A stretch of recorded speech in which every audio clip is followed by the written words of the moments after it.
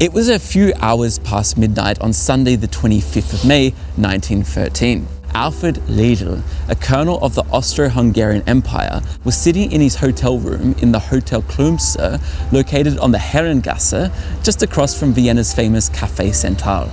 Redl sat in the hotel room holding a Browning pistol that had been given to him by his colleagues, who he, just like the entire Austro-Hungarian Empire, had just betrayed. The colonel had a few hours to sit and reflect on the decisions made in his life that led him to this point.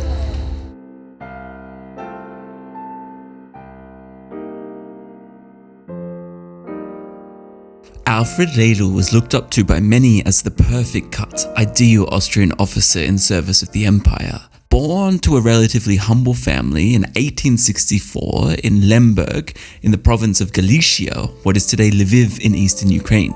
Redl's career in the military started early, and he managed to distinguish himself and rise through the ranks to secure a position in the elite general staff of the k.u.k monarchy, something that many strive to do. On top of this, Redl became a pioneer in counter-espionage. By 1907, he was promoted to the head of counterintelligence inside the Evidenzbüro, or the Austrian Military Intelligence Office. He was responsible for both the entire organization of intelligence gathering on foreign military affairs and the defense against foreign espionage within the country. The empire's counter-espionage was modeled on his vision. He knew it inside and out and thus rose above suspicion. But on the 24th of May 1913, the colonel would be caught in his own trap. On that afternoon, Redl walked into a post office in the buzzing imperial capital. He picked up some letters, not addressed to his name, but to a certain Herr Nikon Nezitas. The letters had been sent from the border town of Eidkunen, just inside the German Empire, a few kilometers from the border of the Russian Empire. Inside these letters was the substantial sum of 21,000 crowns in cash. For years, Alfred Redl had used this kind of illegal money to fund the lavish lifestyle that he led. Despite his comparatively modest but not excessive income he received from the army, Redl was not afraid to show his wealth. The colonel owned not one but two of the most expensive automobiles available in Austria-Hungary. He purchased diamond jewelry, dined in the finest restaurants, and drank the finest champagnes. In today's terms, Redl was a millionaire. One of the cash-stacked letters addressed to Nikon Nezitas that had been sitting in Vienna had previously been returned to Germany for reaching its maximum holding time and was opened up by the German Empire's Postdirektion. The amount of money raised suspicions, so it was sent on to Major Walter Nicolai, the head of the ominously named Abteilung 3b, or Section 3b, the German counterintelligence office. The high sum of cash and the location of the sender just a few kilometers across the German-Russian border led the major to recognize that this was most likely an illegal payment to a Russian spy inside Austria. Nicolai informed Vienna by getting into contact with Major Maximilian Ronge of the Evidenzbüro, Redl's very own protege. A case to catch the suspicious letter's recipient, Nikon Nezitas, had begun. It seemed logical to simply catch him at the post office because he was bound to show up at some point and collect the money. 3 police agents were in charge of putting the post office under surveillance during its opening hours. From the post office, 2 electric wires were laid to the hidden location of the police in a room diagonally across the street. As soon as Mr. Nikon Nezitas showed up and asked for his letter, the clerk at one of the 2 counters would press a hidden button that would ring a bell in the small room of the criminal investigators across the road, alerting them to come and arrest the man. During the 6 weeks the post office was under surveillance, 2 more letters addressed to Herrn Nikon Nezitas arrived at the post office. Both were again filled with cash. No one involved in the investigation suspected that this could be Alfred Redl, a man of much higher rank than anyone involved in the investigation. Redl's reputation and career was outstanding, but to keep his appearance in greater society as immaculate as it was, Redl's homosexuality required constant discretion. Sigmund Freud wrote during Redl's time that homosexuals should not be observed as sick, and that homosexuals do not belong before a court of law. Far-looking academic observation into sexuality, circling around a Vienna buzzing with new ways of life, filled with art and culture, existed in a different sphere to the life of the imperial court and army. In the eyes of the law, homosexuality would easily end the officer's career and could send you to months of hard labor or prison. Fornication against nature is what stood in paragraph 129 of the Austrian Penal Code, introduced in 1852, which made homosexuality a punishable offence. This law stayed in effect long after the monarchy fell and was only removed from Austrian law in 1971. All this being said, a sort of tolerance towards homosexuality existed in the army. That is, as long as you knew how to be discreet and held a powerful position. Redl had many lovers, including a lieutenant, Stefan Horinka, a much younger man whom he showered with expensive gifts and favours. After Redl got busted, this Stefan Horinka had to spend 3 months of hard labour due to his homosexuality. Until it boiled over, Redl was pretty good at keeping a lid on the pot. Exactly when Redl became a Russian spy isn't very clear. It is likely that he began to exchange information as early as 1901, but it's from 1907 that Redl amassed a large amount of cash, indicating that it is from 1907 that he became a well-paid Russian asset.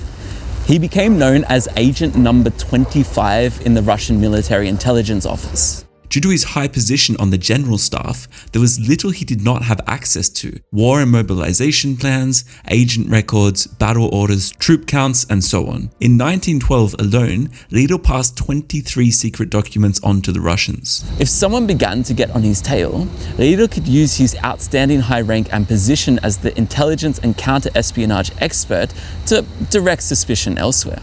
In 1909, following the Bosnian annexation crisis, news broke that a high-ranking officer in the general staff was giving the Russians everything they wanted. Redl, himself a top expert in counter-espionage, was informed of the breach. He pretended to take it seriously, but hushed it away slowly over time. By 1913, Redl had left the Evidenzbüro in Vienna and moved to Prague to work as the Chief of Staff of the 8th Corps, hence why the letters stashed with cash sat for so long in the Viennese post office. When Redl did finally show up to the post office, a dramatic chase between him and the police officers ensued. The details of which seem to be over-exaggerated by most accounts, as the original source material comes from a newspaper article. Only 2 of the 3 police officers directly involved in the chase gave statements, but this came decades later. What we do have is Maximilian's account. Maximilian was the man who, after Redl had finally been caught after a chase ending at his hotel room, visited his ex-boss and handed over a pistol, then swiftly left Redl alone to finish what he started. After some time, in the early hours of the 25th of May, Colonel Alfred Redl ended his own life. The next day, the Vienna press mentioned that Colonel Alfred Redl had passed, but added no further details. Rumours were of course spreading, and on the 27th of May, a journalist, Egon Erwin Kirsch, bypassed the Austrian censorship by publishing an account of the story in a Berlin newspaper with a strong emphasis on Redl's homosexuality. It is said that the journalist, Egon Erwin Kirsch, had received the information from a locksmith who helped officers from the Evidenzbüro in raiding Redl's apartment in Prague and overheard the officers talking about what happened. While the raiding of Redl's apartment did take place with many nude photographs of men, classified papers, hidden cameras, and a massive amount of cash found, it is not confirmed that a locksmith actually gave the to-be-famed journalist this information. Again though, little does it matter. The story ran, Redl was dead, and it caused a huge scandal. It's important to not understate just how much damage was done to public opinion and trust in the Austro-Hungarian Empire. This is best captured by the magnificent Stefan Zweig, who wrote about the events he lived through. All knew that in the case of war, this one man might have been the cause of death for hundreds of thousands, and of the monarchy being brought to the brink of the abyss. It was only then that we Austrians realized how breathtakingly near to the world war we had already been for that past year. That was the first time that terror clutched at my throat. It is without a doubt that the Austro-Hungarian army faced disaster during the opening phases of World War I. By the end of 1914, fighting in the Balkans and Eastern Front led to 1,269,000 men to death, injury, illness, or capture. The disaster could never be recovered from and led to the demise of the Habsburg Empire in 1918. During World War I, Konrad von Hötzendorf had blamed Redl for many of the disasters. Count Adalbert Sternberg claimed that Redl had purposely led the general staff to undercount the Russian army in the lead up to the war. This wasn't really true. The General Staff had quite accurate counts of the Russian military leading up to World War I, which could be acquired quite easily and legally using open sources. So what did Redl actually give to the Russians? Without doubt, between 1907 and 1913, he betrayed significant numbers of classified orders of battle, fortification plans, mobilization plans, and the specific Austro-Hungarian war plans against Russia, Serbia, and Italy. Russia and Serbia had foreknowledge of how Habsburg forces would be arrayed against them in 1914. That said, the Russians evidently expected Austro-Hungarian forces to be deployed in those places in any event, due to geography and railways, even before Redl betrayed specific war plans. All in all, the impact Redl had on the millions dead in World War I is hard to assess, but he nevertheless played a key role in the retrospective build-up to World War I and the catastrophe of the 20th century. Across the pond and 4 decades later, Senator Joe McCarthy had used Redl's case in a speech given in 1952 to justify the dismissals of homosexuals from the US State Department, as the weak morals of such men made them easy to blackmail. We're not disturbed about them because of their morals, but because they are dangerous to this country.